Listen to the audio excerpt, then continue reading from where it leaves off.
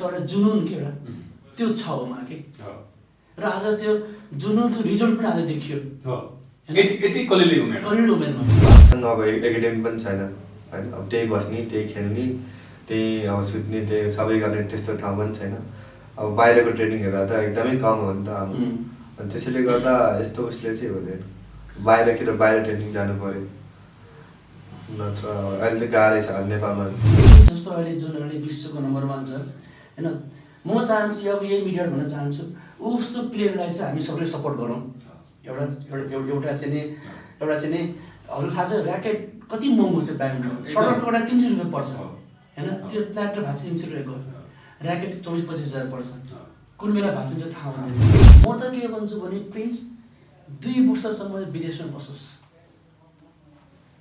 ऊ भन्दा हाई लेभलको प्लेयरसँग उसले ट्रेनिङ गर्नुपर्छ उसको लेभल प्लेयरसँग यहीँ बस्यो भने यहीँको हुन्छ। आदरणीय दर्शकवृन्द नमस्कार लोकान्तरिक.com मा यहाँहरूलाई स्वागत छ। म विमल गौतम। ब्याडमिन्टन जुनियर विश्व वरियतामा 1 नम्बरमा पर्न सफल नेपाली खेलाडी प्रिन्स दाहाल र नेपाल ब्याडमिन्टन को क्षेत्रमा नेपालमा मुख्य प्रशिक्षकको रूपमा रहनुभएका प्रशिक्षक सुदीप योन्जन दुईजना पाहुनाहरूलाई आज हामीले हाम्रो स्टुडियोमा निम्त्याएका छौँ। सबैभन्दा पहिला प्रिन्स बधाई छ र लोकान्तरको स्टुडियोमा स्वागत छ। थ्याङ्क यू दाइ। विश्व ब्याडमिन्टन सङ्घले हिजो अन्डर 19 जुनियरको विश्व वरियता नम्बर 1 मा तिम्रो नाम प्रकाशित गरेर जुन खबर पहिलोपटक तिमीले सुन्यौ कस्तो लाग्यो तिमीलाई? मलाई चाहिँ एकदमै खुसी लागिरहेछ किनभने चाहिँ अब मेरो ड्रिम सपना पनि 1 नम्बरमा ल्याउने थियो र मेरो हार्डवर्क र डेडिकेसनले गर्दा मेरो रिजल्ट पाएकोमा एकदमै खुसी छु। समाचार सुन्नासाथ दिमागमा के कुरा खेल्यो, के कुरा चाहिँ आयो? म त एउटा घर जाँदै थिएँ अब टक्क अङ्कलले कल गर्नु मलाई सुभाष अङ्कलले अनि म त ल वर्ल्ड नम्बर 1 मा पुग्नु छ भने हो र भनेर यसो हेरेको रहेछ अनि एकदम खुसी लाग्यो। अब जे सपना 1 नम्बर हुने थियो अहिलेको टार्गेट अनि त्यो नै सब पुरा भएपछि एकदमै खुसी लाग्यो। यसै गरी अर्को हाम्रो पाहुनालाई स्वागत गरौँ। नेपाल ब्याडमिन्टन एसोसिएसन र राखेपबाट मुख्य प्रशिक्षक ब्याडमिन्टनको रूपमा रहनुभएका प्रशिक्षक लामो समयदेखि जो 40औं वर्षदेखि ब्याडमिन्टनको क्षेत्रमा प्रशिक्षणमा र विभिन्न गतिविधिमा संलग्न हुँदै आउनुभएको छ प्रशिक्षक गुरु सुदीप योन्जन स्वागत छ लोकान्तरिक.com। नमस्कार नमस्कार। तपाईलाई प्रिन्स हिजो जुनियर विश्व ब्याडमिन्टन वरियतामा नम्बर 1 मा पर्न सफल भएको खबर सुन्नासाथ कस्तो लाग्यो? यो एक किसिमले भन्नुपर्दाखेरि चाहिँ नि मेरो त जिउमा काँडा आयो मेरो त है मलाई त कन्फिडेन्स थियो मलाई होइन एक दिन यो नम्बर 1 हुन्छ किनभने धेरै नै मेहनती धेरै अनुशासित खेलाडी होइन इभन यो खानापिनादेखि सबै कुराहरू किनभने उसको एउटा मनमा छ मैले कुरा गर्दै मेरो जिउमा आङ भइरहेछ मलाई होइन किन उस्तो खेलाडी चाहिँ नि मैले कमै देखेको छु होइन सानै उमेरबाट होइन मेहनतले उसको परिवारले होइन अब उसको मामा उसको गार्जियनहरू सबले यति सपोर्ट गरिरहेको छ पुरा र उसको बुवाले मलाई धेरै बेला भन्थ्यो 65-66 सालमा मेरो छोराले चाहिँ गुरु टी सर्टमा नेपाल लेखेको हेर्न पाऊँ भन्थ्यो। त्यो प्रश्न दिन्छु म आजभन्दा 2025 सालमा उसको बुवाले कुरा गरेको थियो र त्यो जति बेला तपाईँले प्रिन्सलाई प्रशिक्षण दिन सुरु गरिसक्नु? हजुर त्यतिखेर कति म महेन्द्रनगरमा थिएँ होइन म महेन्द्रनगरमा हजुर दुईजनाको भेट महेन्द्रनगरमा उसको घर दार्चुला होइन यत्रो त्यो ऱ्याकेटहरू पुटुन आउँथ्यो गयो अन्त यसरी उसको बुवा पनि ब्याडमिन्टन खेल्नुहुन्थ्यो अनि त्यहीँबाट धेरै यो फुची राम्रो हुन्छ भन्थेँ मैले त्यो टाइमबाट उसको खेलाइ उसको कला देखेपछि त्यहीँबाट देखेँ मैले त्यहीँबाट चाहिँ नि अहिले मैले त्यो सम्झना याद छ मलाई महेन्द्रनगरको हलमा यत्रो सानो बच्चा 4-5 वर्षको बच्चा ऱ्याकेट लिएर कोर्टमा उत्रिन्थ्यो। अहिले हेर्दा यत्रो भयो एउटा चाहिँ नि ब्याडमिन्टन वर्ल्ड फेडरेसनको क्यालेन्डरमा राष्ट्रको झन्डा देखिनु पाइयो कारण प्रिन्स र उसको पछाडि उसको फ्यामिली परिवार नेपाल ब्याडमिन्टन एसोसिएसन राष्ट्रिय खेलकुद परिषद तपाईँहरू मिडियाकर्मी जो खेलप्रेमी छ सबैको सपोर्टले र एउटा सरसल्लाहले आज यो लेभलसम्म पुरा एउटा इतिहास रचेको छ प्रिन्सले। यो चिजलाई हामीले कहिले यो राष्ट्रको गौरवको कुरा हो। राष्ट्रको गौरव पुरा हो र राष्ट्रको छोरा हो आजको चाहिँ हो, किनभने कुनै पनि अन्तर्राष्ट्रिय भनौँ न वर्ल्ड फेडरेसन, हजुर खेलकुद तर्फको वर्ल्ड फेडरेसन, चाहे त्यो विभिन्न विधाको होस्, हजुर ब्याडमिन्टनमा प्रिन्स पर्यो, यसरी नम्बर 1 नै परेको सम्भवतः चाहिँ पहिलो घटना हो। नाइन हो यस। पहिलो घटना मेरो विचारमा के छ भने चाहिँ नेपालको जति पनि खेल छ नि खेलमा चाहिँ नि वर्ल्डमा नम्बर 1 मा भनेको चाहिँ ब्याडमिन्टनतर्फ प्रिन्स छ र अरू खेलको त मलाई थाहा भएन होइन। अरू खेल अब चाहिँ वर्ल्ड नम्बर 2 1 2 मा आइकन त्यो थाहा भएन। तर चाहिँ नि यो चाहिँ ऐतिहासिक कुरा हो। अब प्रिन्स दाहालको जिम्मेवारी नेपाल सरकारले लिनुपर्छ अब, किनभने एकजना खेलाडीले सर देशलाई चिनाउँछ, राष्ट्र चिनाउँछ। अवश्य पनि म प्रिन्स तर्फ केही क्षण केन्द्रित हुन चाहन्छु। प्रिन्स, तिमीलाई ब्याडमिन्टनमा छिर्यो र आज यति कलिलो उमेरमा एउटा ऐतिहासिक उपलब्धि चुम्न सफल भएका छौ। यो विधामा, ब्याडमिन्टनको विधामा प्रवेश चाहिँ कसरी भयो? प्रवेश चाहिँ अब सानोमा म ड्याडीहरू खेल्ने रहेछ त्यहाँ आउटडोर, अनि त्यहाँ अब सँगसँगै अब कहिले दार्चुलामा बिहान अब जानुहुन्थ्यो। म पनि पछाडि अब ड्याडीसँग यसो गेम सेम हेर्न जान्थेँ उतैतिर, अनि यसो हेर्ने, अनि लास्टमा अब टर्न आयो भने हल्का फुल्का खेल्ने, अनि त्यसरी नै अब स्टार्ट हुँदै गयो। अब खेल्दै गएपछि ह्याबिट हुन थाल्छ कि, अनि त्यसपछि चाहिँ अझै अब राम्रो भइसकेपछि अब ड्याडीले पनि सिकाउनु थाल्नु। अब ब्याडमिन्टनतिर केही गर्नुपर्छ भनेर अब उतैदेखि नै अब यता नि पढ्न आएँ म एउटा स्कुलतिर। ब्याडमिन्टन भएको ठाउँमा फेरि अरू अब ब्याडमिन्टन इन्डोर छ भनेर, अनि त्यसैले त्यही भर्ना भएर अनि त्यहाँ स्टार्ट गरिसकेपछि त्यहाँ ट्रेनिङ गर्ने, अनि बिदामा चाहिँ गुरुसँग ट्रेनिङ गर्न आउँथेँ म। त्यसैले गर्दा पनि त्यहाँबाट स्टार्ट भएको।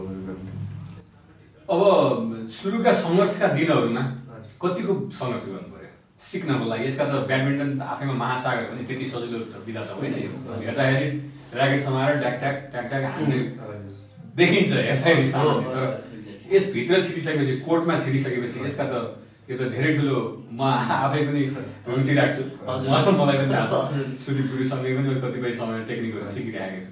त्यसैले यो त धेरै भास्ट छ, महासागरै छ। सुरुमा कतिको सङ्घर्ष गर्नु? एकदमै सङ्घर्ष। अब हारिन्थ्यो होइन, अब रुनी उ गर्ने हुन्थ्यो। पहिला हारेपछि एकदम नराम्रो लाग्ने, अनि त्यसपछि फेरि अझै गर्नुपर्छ भन्ने। तिमी पहिलोपटक म्याच कुन उमेर हुँदाखेरि सम्झना छ? म 9 वर्ष है कति वर्ष हुँदाखेरि मैले राष्ट्रिय पुष्पलाल खेलेको थिएँ सायद। अनि त्यो खेल्दाखेरि चाहिँ अब खेलेको थिएँ, अब विकास दाईहरूसँग हारेको थिएँ त्यति बेला, अनि एकचोटि रोएको थिएँ म।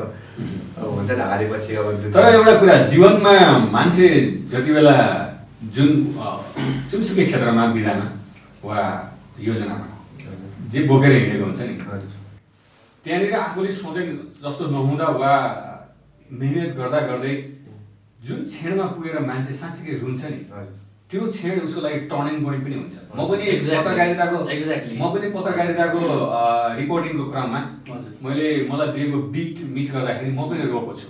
र त्यसपछि म त्यो बिटमा खालिएर निस्केको छु भ्रष्टाचार विरुद्धको रिपोर्टिङमा। मेरो आफ्नै छ त्यो घटना। त्यो रोवाइले त तिमी प्रिन्समा चाहिँ एक किसिमको निखार ल्याउनलाई सहयोग गर्यो होला। हजुर, एकदमै अब झनै राम्रो गर्ने मन लाग्ने क्या। अब कति हार्ने भनेर अब हुन्छ नि, अझै जित्ने, अब कति रुए, अब कति अब हुन्छ, अब हार जित त भइहाल्छ नि गेममा। त्यसैले गुरु, तपाईँले जब प्रिन्सलाई प्रशिक्षण दिन थाल्नुभयो, अरू खेलाडी र उसमा पाएको फरक चाहिँ के हो, केही बताउनु पर्दाखेरि? ऊ एक्चुअली गड गिफ्ट छ। ऊ ब्याडमिन्टनकै लागि जन्मेको? यस, गड गिफ्ट भनेको त्यही हो। गड गिफ्ट हो। हेर्नुहोस् न, मलाई किनभने ऊ यति मेहनती र यति हार्डवर्किङ छ कि अब ट्रेनिङ आवरमा जति ट्रेनिङ गराए पनि गुरु भयो, थाके, उसको मुखबाट कहिल्यै सुनेन। बरु अलिकति यो दुख्यो, अलिकति यो पेन भयो भन्छ, तर थाक्यो भने उसको मुखबाट उसको मुखबाट अहिलेसम्म सुनेको छैन होइन। अरू र उमा के चाहिँ अरू प्लेयरहरू ट्रेनिङ गरेर सबै स्ट्रेचिङ गरेर गयो, तर सबै गइसकेपछि फेरि पनि ऊ गरिरहेको थियो कि। जस्तै कुनै पनि अब चाहिँ नि टाइम एउटा हुन्छ ल 2 to 6 गर्ने, अनि 6 बजी सबै ट्याक्क भयो ट्रेनिङ बन्द भयो तर 6 बजे पनि एक्स्ट्रा आधी घन्टा 1 घन्टा गरिरहेको थिएँ कि गुरु आउनु एकछिन गरौँ नेट गरौँ ड्रप खेलौँ नेट गरौँ त्यो भन्थ्यो कि त्यो कुनै पनि प्लेयरले कोचलाई यस्तो भन्दाखेरि कोचको मनै अर्कै हुन्छ ओहो यार यसलाई चाहिँ गराउनु पर्छ भन्ने कुरा हुन्छ कि राइट त्यो हो एउटा चाहिँ उसको चाहिँ नि प्लस पोइन्ट उसको नसामा ब्याडमिन्टन छ नसा मैले भने आज म अनिस भन्छु बिचराले पढाइ पनि छोडेर पढाइ छोडेर खेलको लागि ब्याडमिन्टनको लागि लगाउनुहोस् होइन यति मतलब एउटा चाहिँ नि हिन्दीमा एउटा जुनुन के एउटा त्यो छ उमा के र आज त्यो जुनुनको रिजल्ट पनि आज देखियो यति कलिलो उमेरमा होइन अब एउटा खुसीको कुरा के छ भनेपछि अब एउटा चाहिँ नि एओपी भन्ने प्रोग्राम छ एसियन ओलम्पिक प्रोजेक्ट भन्ने त्यो ब्याडमिन्टन वर्ल्ड फेडरेसन प्रोग्राम र ब्याडमिन्टन एसियाको प्रोग्राम हो त्यो र चाहिँ नेपालबाट चाहिँ नि उसको र के चाहिँ बसिला जो अहिले यही सेम इमै अन्डर 19मै ऊ चाहिँ 19मा आएको छ यिनीहरू दुईजना चाहिँ एसियन ओलम्पिक प्रोजेक्टमा दुईजनाको नाम चाहिँ नेपाल ब्याडमिन्टन सङ्घबाट गएको छ 2024को लागि र हाम्रो सबैको सपना छ र ड्रिम छ कि ब्याडमिन्टनमा चाहिँ नि अब चाहिँ नि ओलम्पिक खेलोस् हाम्रो नेपाली प्लेयरहरूले र अहिलेसम्म नेपालको तर्फबाट ओलम्पिकमा ब्याडमिन्टनमा प्रतिनिधित्व जनाएको अवस्था छैन तर यसको लागि उसले रसिदाले जो हुन्छ होइन म्याक्सिमम टुर्नामेन्ट खेल्नुपर्छ सर सो घरेलु इन्टरनेसनल अब इन्टरनेसनल जति उसले खेल्यो नि त्यही खेलेर पोइन्ट पाएर स्कोर पाउँदै गयो जस्तै अन्डर एउटा भिडियोमा हजुरलाई भन्छु है अन्डर 15मा दुबईमा गोल्ड जित्यो उसले है अन्डर 19मा पनि उसले गोल्ड जित्यो त्यो सर यो इन्डो नेपाल जित्नु जस्तो होइन त्यो दुबईमा जितेको यो ब्याडमिन्टन वर्ल्ड फेडरेसनको प्रोग्राममा ब्याडमिन्टन वर्ल्ड फेडरेसन उसले जित्यो जित्दाखेरि पनि कुनै पनि किसिमको नेपाल सरकारबाट उसलाई चाहिँ रिकग्निसन एउटा हुन्छ नि मैले अरू गेमको मैले हौसला दिने वा प्रोत्साहन स्वरूप त्यस्तो विशेष कार्यक्रम केही भएन होइन अब मैले अरू गेमको मैले कुरा गरेको अरू गेमहरू जान्छन् प्लेट च्याम्पियनसिप जित्छन् के जित्छन् टुर्नामेन्ट जित्छन् होइन एउटा चाहिँ नि सेकेन्ड आएर थर्ड आएर उहाँहरूलाई चाहिँ एयरपोर्टमा रातो कार्पेट बिछाएर पठाइन्छ तर ऊ जाँदाखेरि चाहिँ नि कोही हुन्थेन यो विडम्बना आउँछ यो आज मैले चाहिँ नि आज मैले हजुर मार्क भनेर छु दुःख लाग्छ होइन एउटा खेलाडीले आज चाहिँ नि विश्वको सामु नेपालको झन्डा फहराइरहेको छ ब्याडमिन्टन वर्ल्ड फेडरेसनमा विश्वमा हेर्नु यो सानोतिनो कुरा होइन सर यो हाम्रो लागि पो यो बच्चा हो खेलाडी हाम्रो लागि पो केही छैन तर ऊ जहाँ खेला छ प्रिन्स दाल जुनियर 19को वर्ल्ड जस्तो क्रिकेटको फुटबलको अनि अरूमा चाहिँ अन्डर 19 फलानु म्याच फलानु खेलाडी भनेर व्यापक चर्चा हुन्छ हजुर तर ब्याडमिन्टन चाहिँ पुरा यहाँको गुरुको कुरा सुन्दाखेरि ब्याडमिन्टन पुरा छायामा परेको हो यो चाहिँ यसमा प्रमुख दोष कसको राष्ट्रिय खेलकुद परिषद या राष्ट्रिय खेलकुद मन्त्रालय वा सिङ्गो नेपाल सरकार सबै छ होइन अब चाहिँ नि सबै राष्ट्रिय खेलकुद परिषद मन्त्रालय राज्य सबै छ होइन उनीहरूको कसैको पनि त्यति यथेष्ट ध्यान गर्दैन अब इक्जाम्पल दिन्छु चाइनामा इन्डिभिजुअल गेममा गोल्ड किन मेडल दिइरहेको छ किनभने उनीहरूले इन्डिभिजुअलमा उनीहरूले फोर्स गरेको छ टिममा उनीहरूले फोर्स गरिरहेको छैन होइन एउटा टिममा 20 जना प्लेयर छ भनेपछि उसले एकजनालाई सपोर्ट गर्छ नि टिममा 20 जनालाई 20 लाख खर्च हुन्छ भनेपछि उसलाई चाहिँ 5 लाख खर्च गर्ने पर्छ नि त आज चाइना चाहिँ नि इन्डिभिजुअल गेममा किन माथि छ कारण यो हो कि एक त हाम्रो इन्डोर गेम हो होइन अब आउटडोरमा चाहिँ जस्तै फुटबल क्रिकेट धेरै नै अब चाहिँ छ होइन भलिबल धेरै छ होइन हाम्रो इन्डोर गेम भएको हुनाले पनि होला तर इन्डोर गेम चाहिँ गेम हो नि सर अब म प्रिन्सलाई एउटा प्रश्न जस्तो ब्याडमिन्टन चाहिँ संसारका महँगा खेलहरू मध्येको एउटा महँगो खेल हो भनिन्छ हुन पनि हो यथार्थ हो कप किन्नु पर्यो ऱ्याकेट किन्नु पर्यो कप तपाईँको फेदर कप झन् महँगो प्लास्टिक कप अलिक सस्तो अनि एक दुईवटा गेम खेलेपछि त्यो गइ नै हाल्छ त्यसपछि ऱ्याकेटको गटिङ भाँचिरहेको छ ऱ्याकेटै भाँचिन्छ त्यही किसिमको कपडा किन्नु पऱ्यो त्यही किसिमको जुत्ता किन्नु पऱ्यो यावत कुराहरू अनि त्यसपछि नेपालमा इन्डोर कोर्टहरू धेरै छैन इन्डोर कोर्टमा गएर खेल्ने हो भने त्यहाँ कोर्टको पैसा तिर्नु पऱ्यो सर्टेन फी तिर्नु पऱ्यो यावत कुराहरू छन् यस हिसाबले हेर्दाखेरि प्रिन्सलाई चाहिँ ब्याडमिन्टनमा जम्दै गर्दा आर्थिक हिसाबले त्यो सङ्घर्ष गर्नु पऱ्यो कि परेन अब भन्दै जाँदा त्यस्तो खास पनि परेको छैन होइन किनभने पारिवारिक पृष्ठभूमि पनि ले पनि काम गर्छ कतिपय सङ्घ। हजुर अब नाम अब अहिले त अब कतै जाँदा पनि उता लाग्दैन होइन। पहिला त अब जस पैसा तिरेर अब ट्रेनिङ ऊ पनि गर्थ्यो नि त अब, अनि त्यस्तो बेला चाहिँ जस त्यस्तो दुःख चाहिँ आएन। पारिवारिक पृष्ठभूमि राम्रो भएको कारणले नआएको भनेर बुझौँ होइन। अनि ब्याडमिन्टनमा जुन एउटा सफलता आजको दिनमा हात पार्न सफल भएका छ प्रिन्स, यसको मुख्य श्रेय आफ्नो मिहिनेत त छँदैछ, त्यसपछि कसलाई सम्झिन? म अब सबैलाई सम्झिन्छु, मेरो फ्यामिली अनि गुरु अब सबै सुदीप गुरु अब सबै अब मेरो अब सपोर्टरहरू लिएर सबैलाई म एकदमै आभारी हुन्छु। सबैभन्दा मिसै गर्नु नहुने त तिम्रो मामा कमलेश नेरोला, मैले बुझेसम्म। म पनि थोरै रात दिन पछि हुन्छ। हजुर, कमलेश नेरोला उहाँ चाहिँ, उहाँको नाम चाहिँ हामीले यति बेला मिस गर्नु हुँदैन। तिमी जहाँ गएर म्याच खेलिरहेको हुन्छु प्रिन्स, मैले चाहिँ याद गरिरहेको हुन्छु, सबै उहाँ निकै लागिराख्नु भएको होइन। ओके, अनि अब थोरै नेपालमा नेपाल सरकारको ब्याडमिन्टन खेलाडीहरूप्रतिको व्यवहार देख्दा कस्तो लाग्छ? के भन्नै सक्दैन यसमा त, राम्रै छ। यति अहिले राज्यबाट जुन खालको व्यवहार भइरहेको छ, एउटा भविष्यमा ओलम्पिकमा गएर भाग लिएर ब्याडमिन्टनमा ओलम्पिक च्याम्पियन भएर आउने वातावरणको लागि अहिलेको राज्यको ध्यान पर्याप्त हो? अहिले त्यस्तो खासै छैन। अब हामीसँग अब एकाडेमी पनि छैन होइन। अब त्यही बस्ने, त्यही खेल्ने, त्यही अब सुत्ने, त्यही सबै गर्ने त्यस्तो ठाउँ पनि छैन। अब बाहिरको ट्रेनिङ हेर्दा त एकदमै कम हो नि त अब, अनि त्यसैले गर्दा यस्तो उसले चाहिँ हुँदैन। बाहिर ट्रेनिङ जानु पऱ्यो, नत्र अहिले त गाह्रै छ नेपालमा। बिचमा बाहिर विदेशमा गएर पनि ट्रेनिङ भयो? हजुर, अब 6 महिना इन्डिया बसेँ बेङ्गलोर, अनि 1 वर्ष चाहिँ थाइल्यान्डमा गएर बसेँ। ओके, त्यसले पनि धेरै सपोर्ट भयो? त्यसले अब ब्याङ्ककले चाहिँ एकदमै सपोर्ट भयो।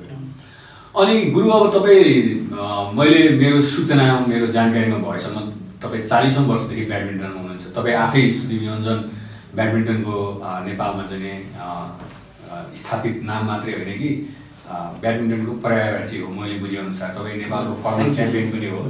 40औं वर्षदेखि यही पेसामा हुनुहुन्छ। ब्याडमिन्टन भन्दा अरू केही देख्नु भएन, सोच्नु भएन।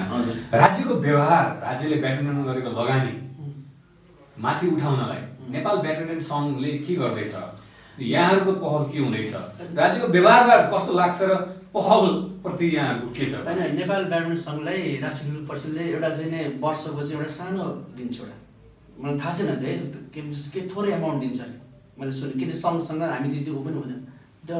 अनि त्यही एमाउन्टमा चाहिँ नै उनीहरूले चाहिँ नै टुर्नामेन्ट, त्यही एमाउन्टमा चाहिँ अब चाहिँ नै प्लेयर इन्टरनेसनल टुर्नामेन्टमा चाहिँ नै पार्टिसिपेसन होइन, त्यो चाहिँ गर्छ नेपाल ब्याडमिन्टन। र कसरी हुन्छ के गर्छ उहाँहरू, त्यो उहाँहरूले गर्नुहुन्छ। र अर्को कुरा, अब नेपाल सरकारबाट चाहिँ नि अब म यहीँबाट म सबलाई अनुरोध गर्न चाहन्छु, खेललाई देशलाई चिनाउने एउटा खेल हो है। जब कुनै खेलाडीले जब जित्छ नि, त्यो जब झन्डा फहराउँछ नि, त्यतिखेर महसुस गर्नुपर्छ सारा नेपालीले, 3 करोड जनताले महसुस गर्नुपर्छ। र यो चिज चाहिँ नि नेपाल सरकारबाट ध्यान आकर्षण गरियोस्। अहिले हेर्नुहोस् न खेलकुदमा कस्तो विडम्बना छ, धेरै ठुलो विडम्बना छ। छ। खेलकुद परिषदको झगडा त्यो पार्टी आफ्नो ठाउँमा छ। र अहिलेको कन्डिसनमा के छ भने प्रिन्स जस्तो अहिले जुन अहिले विश्वको नम्बर 1 छ होइन, म चाहन्छु अब यही मिडिया भन्न चाहन्छु, उस्तो प्लेयरलाई चाहिँ हामी सबैले सपोर्ट गरौँ। एउटा चाहिँ नि हजुर थाहा छ ऱ्याकेट कति महँगो छ ब्याडमिन्टन? सर्टको एउटा 300 रुपियाँ पर्छ होइन, त्यो प्ल्याटर भाँच्छ 300 रुपियाँको, ऱ्याकेट 24-25 हजार पर्छ। कुन बेला भाँचिन्छ थाहा हुँदैन, यति महँगो गेम छ। तर पनि उसको परिवारले कसरी उसलाई चाहिँ नि सपोर्ट गरेर चाहिँ त उसलाई थाहा होला, उसको मामालाई थाहा होला, उसको परिवार बुवा आमालाई थाहा होला होइन। केही नभए पनि ट्रेनिङको लागि चाहिँ के सुविधाहरू उपलब्ध गराइदियोस् कि उपलब्ध गराइदियोस्। र चाहिँ नि एउटा हुन्छ नि अब उसको फ्यामिलीले चाहिँ यो लेभलसम्म पुऱ्यायो फाइनेन्सियली, अब चाहिँ नि राज्यको काम हो। अब राज्यको चाहिँ नि अब चाहिँ नि अब ध्यान उपरति जाओस्। राज्यले प्रिन्स जस्ता स्टार खेलाडीको लागि लगानी गरोस्, एकदम विशेष प्राथमिकता दिनुहोस्।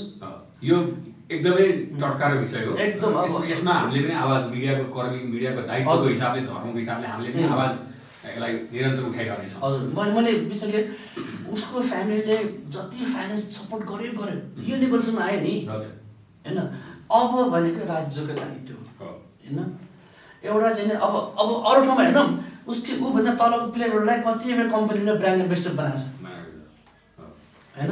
उसले आयो भन्छ गुरु त्यो खेलाडी चाहिँ आज ब्रान्ड एम्बेसडर छ ठाउँ ठाउँको उसलाई ट्रेनिङको लागि पकेट मनीलाई कुनै प्रब्लम छैन। तर नेपालमा केही छैन, यत्रो कम्पनीहरू छन्। अस्ति भर्खर कर्पोरेट गेम भयो होइन, त्यो कर्पोरेटले चाहिँ हाम्रो प्लेयरलाई पनि सपोर्ट गरेको हुन्थ्यो नि, त्यो चिज छैन।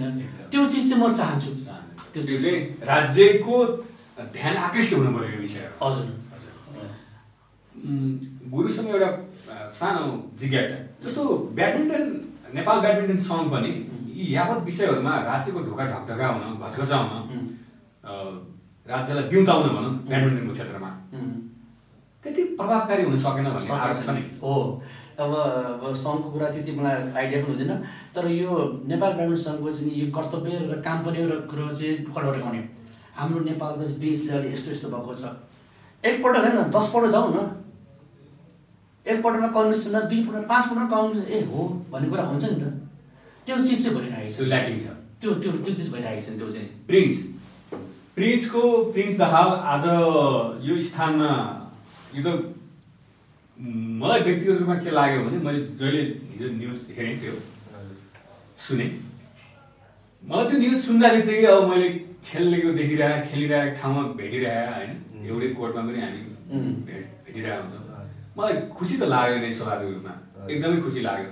साथसाथै मलाई पहिलो क्लिक गरेको विषय के थियो भने प्रिन्सको दायित्व आजदेखि जिम्मेवारी झन् बढ्यो।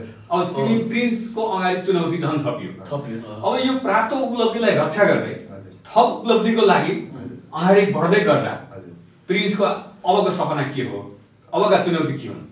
मेरो चाहिँ अब पहिला त 1 वर्ष अझै बाँकी छ होइन, अझै यसमा मेन्टेन गरेर राख्नुपर्छ होइन वर्ल्ड नम्बर 1मा जुनियरको।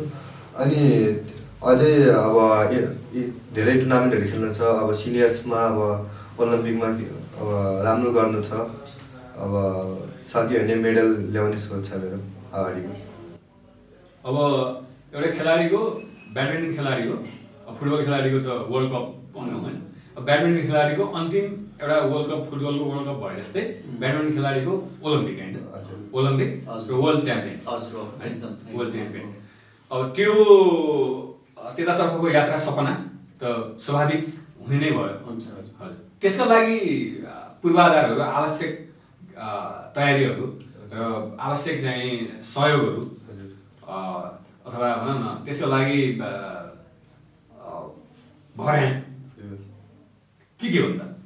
त्यसको लागि अब धेरै टुर्नामेन्टहरू खेल्नु पर्यो होइन, मिहिनेत त पहिलो अब टुर्नामेन्टमा जित्नु पर्यो, अझै राम्रो गर्नु पर्यो, सकेसम्म धेरै टुर्नामेन्ट खेल्नु पर्यो, अब ट्रेनिङ राम्रो गर्नु पर्यो, त्यो नै लाग्छ मलाई। एउटा सफल खेलाडी बन्नको लागि त्यो खेलाडीमा आवश्यक पर्ने आधारभूत तत्त्वहरू के हो? एउटा त फोकस हुनु पर्यो होइन, डेडिकेसन, अब हार्डवर्क त चाहिन्छ नै चाहिन्छ, अब त्यो हुनुपर्छ। मेन चाहिँ डेडिकेसन, निरन्तरता होला होइन। अनि सानोतिनो हारमा वा चाहिँ हारमा पनि आत्तिनु भएन, जितमा पनि मात्तिनु भएन, यावत कुरा होला। निरन्तरको प्रशिक्षण, लगानी यिनै विषयहरू। यो क्षणमा, यो खुसीको क्षणमा राज्यको गौरवको एउटा क्षण हो यो। राज्यले, नेपाल सरकारले अन्डर-19 ब्याडमिन्टन वर्ल्ड वरियतामा नेपाली छोरा प्रिन्स दाहाललाई नम्बर 1 मा पाउनु हामी सबैको लागि गौरवान्वित गौरवको कुरा हो। साउदी ब्याडमिन्टनका लभरहरूलाई, ब्याडमिन्टनको प्लेयरहरूलाई त धेरै नै ठुलो रुचि र गौरवको विषय हो होइन। अब यो क्षणमा हामी कुराकानी गरिरहँदा यहाँहरूको तर्फबाट चाहिँ ब्याडमिन्टनको समग्र क्षेत्रको सुधारको लागि वा राज्यको थप चाहिँ ध्यान आकर्षण गराउनको लागि या अरू केही विषय छ भने म गुरुलाई नै सुन्न चाहन्छु। अन्तिममा सपोर्ट चाहिन्छ, कसैको पनि बिना सपोर्ट यो लेभलसम्म पुगिन्न। हेर्नुहोस्, एक्लै हिँडेर कहीँ पुगिन्न होइन। प्रिन्स यहाँ छ, उसको परिवार छ, उसको कोच छ, उसको अब चाहिँ नि ब्याडमिन्टन प्रेमीहरू छ, उसलाई सपोर्ट गर्ने मान्छेहरू छन् होइन। कतिजनाको सपोर्टहरूले आज प्रिन्स यहाँ लेभलसम्म पुगेछ। अब उसलाई यति पुग्दैन, उसलाई अझै बढी चाहिन्छ। म त के भन्छु भने प्रिन्स 2 वर्षसम्म विदेशमा बसोस्, ऊभन्दा हाई लेभल प्लेयरसँग उसले ट्रेनिङ गर्नुपर्छ। उसको लेभल प्लेयरसँग यहीँ बस्यो भने यहीँको यही हुन्छ है। प्रिन्सले आफूभन्दा जान्ने खेलाडीसँग खेल्नु पनि पर्छ। प्रिन्स यहाँ छ भने जुन ठाउँमा आउँछ माथिको लेभलसँग प्लेयरसँग ट्रेनिङ गर्नु पऱ्यो, स्पायरिङ गर्नु पऱ्यो। त्यसको लागि चाहिँ नि ऊ 2 वर्ष मिनिमम 2 वर्षको लागि बाहिर बसाउनु पर्छ सर। अन्तर्राष्ट्रिय स्तरमा अझै चाहिँ रिगरस ट्रेनिङ यस हुनुपर्छ। भले ऊ नेपालको टुर्नामेन्ट नखेलोस् केही छैन, तर फोकस उसको चाहिँ नि इन्टरनेसनल लेभलमा ओलम्पिक फोकस हुनुपर्छ उसको चाहिँ। र त्यसको लागि चाहिँ टुर्नामेन्ट सँगसँगै ट्रेनिङ सँगसँगै टुर्नामेन्ट म्याक्सिमम खेलाउनु परेछ। जस्तै युरोपियन सर्किट हुन्छ, युरोपमा गएपछि अब चाहिँ 10वटा टुर्नामेन्ट खेल्यो भने अब चाहिँ नि उसको ऱ्याङ्किङ बढ्दै बढ्दै बढ्दै जान्छ होइन। त्यो जरुरत छ। अब त्यो चिजलाई चाहिँ अब सबै साथीभाइलाई म भन्छु के गरौँ होइन। प्रिन्स जस्तो खेलाडी अरू ऊभन्दा तल पनि छ, अरू पनि छ होइन। आज प्रिन्स यहाँ छ भने ठिक छ, प्रिन्स 10 वर्ष खेल्दा अरे, अब 10 वर्षपछि प्लेयरलाई पनि हामीले हेर्नु पर्यो। अब प्रिन्सको ठाउँमा को आउँछ त, त्यो चिज पनि हेर्नु पऱ्यो नि होइन। त्यस कारण सबलाई म सहयोग गर्न सबलाई के भन्न चाहन्छु भनेपछि हामीलाई सपोर्ट चाहिन्छ होइन। एउटा चाहिँ नि अब चाहिँ नि आर्थिक रूपले होस् चाहे जेले होस् प्रिन्स रसिला अरू पनि प्लेयरहरू छन् है, सबै ओलम्पिक खेलोस्। प्रिन्सलाई अन्तिममा के भन्नु छ? अन्तिममा के भन्नु छ? मलाई अब सपोर्ट गरिदिनुहोस्, अब अझै अब राम्रो गर्छु भन्ने आशा, अब नेपाललाई अझै माथि पुगाउँछु भन्ने म ऊ गर्छु। तर सपोर्ट चाहिँ हजुर सपोर्ट चाहिँ गर्नु। र as a host, as a media कर्मी प्रिन्सलाई भविष्यमा थप प्रगति, उज्जवल प्रगति र सिधा भाषामा भन्नुपर्दाखेरि ओलम्पिकमा गएर ओलम्पिक च्याम्पियन ब्याडमिन्टनतर्फको लागि म शुभकामना। Thank you sir. त्यसको लागि पक्कै पनि आगामी यात्रा चुनौती रहित छैन। चुनौती रहित कुनै पनि यात्रा हुँदैन र चुनौती रहित यात्रामा मजा पनि आउँदैन। सङ्घर्ष र चुनौतीपूर्ण यात्राबाट सफलता निकाल्नु नै त्यसमै मजा हुन्छ। त्यो नै सार्थक उपलब्धि हुनुहुन्छ। Nothing is impossible. त्यसैले त्यसको लागि बेस्ट अफ लक।